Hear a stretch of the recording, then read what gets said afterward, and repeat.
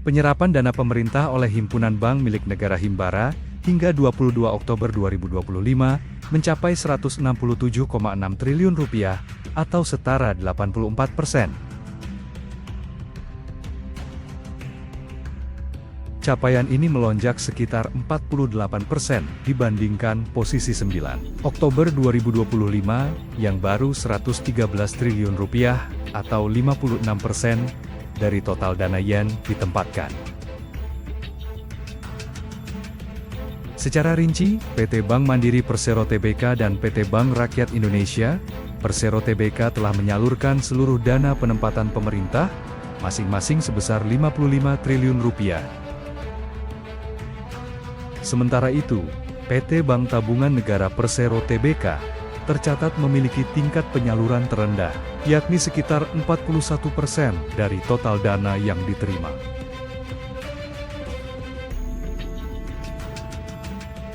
Adapun BMRI mengarahkan penyaluran kredit ke sektor real, seperti manufaktur, telekomunikasi, energi, dan pertanian.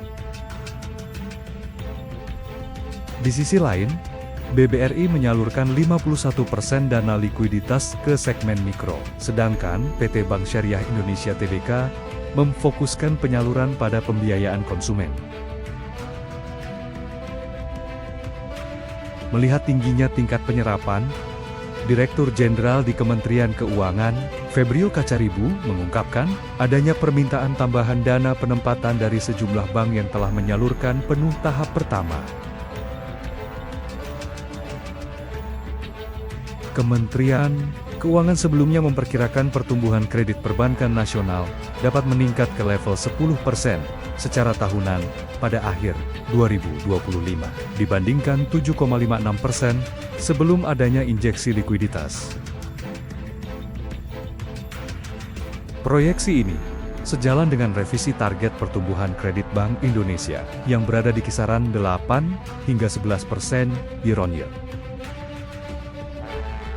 Per September 2025, uang beredar dan pertumbuhan kredit perbankan mulai menunjukkan percepatan, masing-masing tumbuh sekitar 7,7% year-on-year. Stockbit, dalam risetnya, Jumat 7 November 2025 menilai data ini menjadi indikator awal atau leading indicator bahwa pertumbuhan ekonomi berpotensi menguat pada kuartal 4 2025. Setelah sempat melambat di kuartal sebelumnya,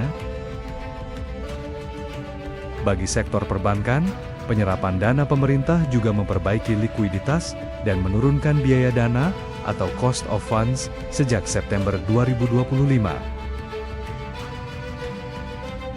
Berdasarkan paparan kinerja kuartal 3 2025 dari sejumlah bank besar, penurunan C/F diharapkan dapat menjaga margin bunga bersih tetap stabil di tengah tekanan pada loan yield. Dengan likuiditas yang lebih longgar dan potensi pertumbuhan kredit yang lebih tinggi, prospek kinerja perbankan dan perekonomian nasional di akhir tahun semakin positif. Kelihatannya permintaan untuk servis listrik meningkat juga, pembukaan baru meningkat juga. Artinya apa? Dampak kebijakan yang 200 triliun tadi yang saya lanjutkan beberapa waktu yang lalu sudah mulai terlihat di perekonomian. Jadi katanya demand mulai menggeliat. Majuan Pak. Tendensi perkembangan konsumsi listrik di seluruh Indonesia, termasuk daerah-daerah yang pusat industri Indonesia. Kalau dia lihat, menurut data yang dia lihat, itu sudah mulai naik tuh demand listrik, dan dari cabang-cabang dari setiap daerah kan dia punya kantor cabang itu. Kelihatannya permintaan untuk servis listrik meningkat juga, pembukaan baru meningkat juga. Artinya apa? Dampak kebijakan yang 200 triliun tadi yang saya lanjutkan beberapa waktu yang lalu sudah mulai terlihat di perekonomian. Jadi katanya demand mulai menggeliat. Saya harapkan ke depan akan meningkat terus. Dan saya akan minta update ke Dirut PLN mungkin setiap bulan minggu datanya seperti apa. Kita akan lihat kalau yang masih bisa dorong, kita dorong lagi perekonomian. Ada bahasan stimulus nggak Pak tadi? Stimulus diskon. Nanti itu bukan saya ngomongin. Oh. Habis ini ngomong utang KCIC nggak Pak? Habis ini sama dengan Tara. Utang KCIC sama dengan Tara itu dibahas nggak Pak? Nanti saya lihat, ini kan pertemuan Dewan Pengawas yang pertama ya, saya mau lihat seperti apa. bukannya kemarin udah jawab dia, katanya jawabannya tegas. Dengan 2 opsi katanya Pak, antara dikasih ke pemerintah atau suntik KAI. Gimana dia emang nggak tegas itu mah? Berarti itu jadi salah satu topik yang akan dibicarakan juga, Pak? Saya nggak tahu, tapi begini, bukan utang yang nggak dibayar, kan pemerintah apa? Kalau dulu kan semuanya pemerintah yang tadinya begitu kan, tapi ketika udah dipisahkan dan seluruh dividen masuk ke Danantara, Danantara cukup mampu untuk membayar itu. Jadi bukan nggak dibayar utangnya, dibayar tapi Danantara bukan APBN kelihatannya. Arahnya saya maunya ke sana. Pak Menhan baru saja mengumumkan kalau Indonesia akan membeli fighter jet dari Cina, Chengdu J-10. Ini kesiapan anggaran pemerintah bagaimana untuk pembelian jet tempur China? Kalau untuk yang tahun depan sudah kita setujui. Ini nggak tahu pakai yang mana, tapi sudah cukup banyak. Karena mereka berapa kemarin? Sekian. Saya lupa. 9 miliar dolar kalau nggak salah, atau lebih. Saya lupa angkanya. Tapi sudah disetujui, jadi harusnya sudah siap semua tentang itu. Tapi saya nggak tahu ini baru lagi apa enggak. Baru lagi. Termasuk yang itu apa? Tapi kalau yang harusnya sih yang disebutkan sudah masuk yang dianggarkan itu harusnya sih. Tapi saya masih double cek lagi apa dia mau impornya tahun depannya lagi atau kapan.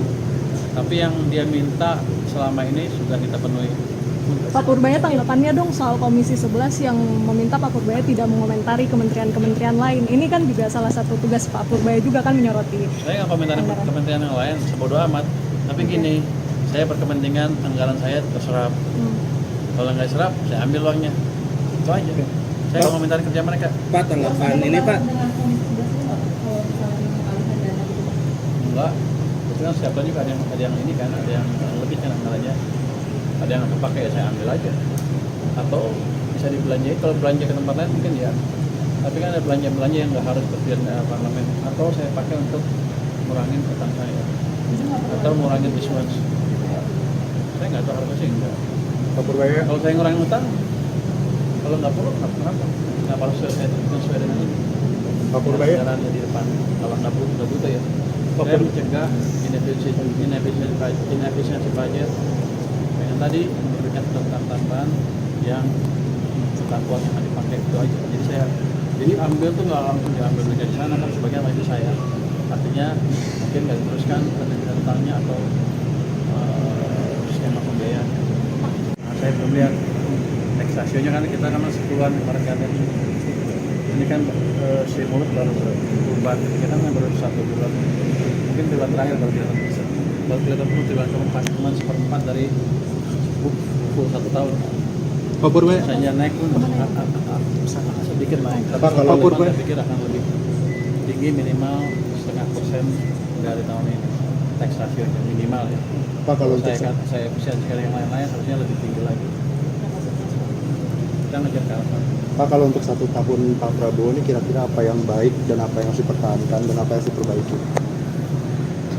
Misalnya Pak Prabowo, kayak biar aja Pak Prabowo yang bilang. Untuk fiskal, Pak?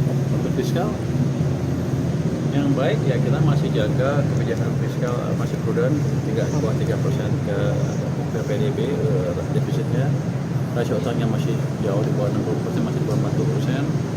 Terus program-program yang dijalankan betul-betul pro rakyat, hanya kita pastikan jalan dengan betul aja, dengan maksimal yang kita perlukan itu.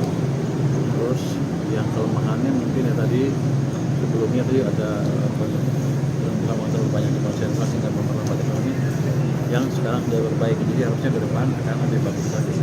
Dan itu mungkin yang utama.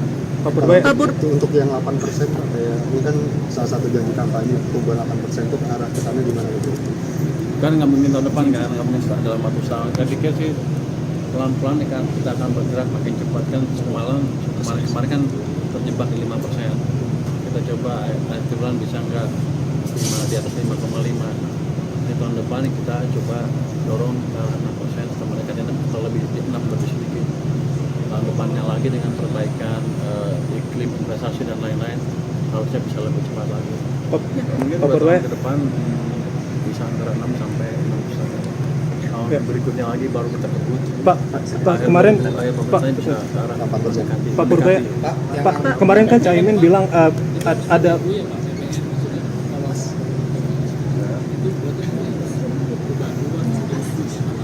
Dan mengenai PPN Pak. nanti kita lihat kalau perlu ya kita propose ke parlemen, kalau enggak ya atau saya berlindung kembali itu, wah saya nggak bisa nurunin nih, saya nggak bisa apa-apa, saya nggak tahu mau jadi gimana. Jadi pada dasarnya kita lihat kondisi ekonomi kita.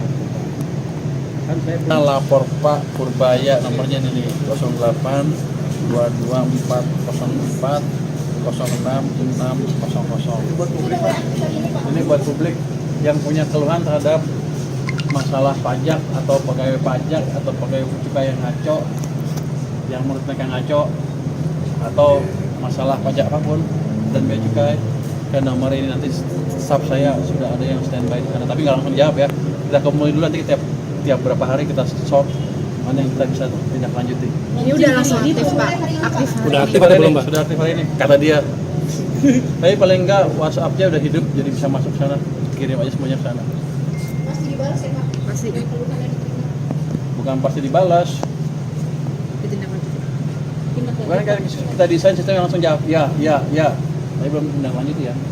Nanti ada tim yang memilih yang mana yang paling signifikan. Tentu pasti dia akan divalidasi dulu kan, bener nggak nih?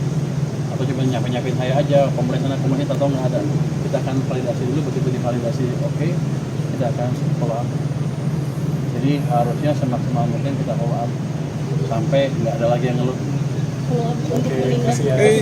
Terima kasih semuanya. Bukan follow up, kita lihat apa sih masalahnya. Kalau petugasnya yang salah, kita sikat petugasnya.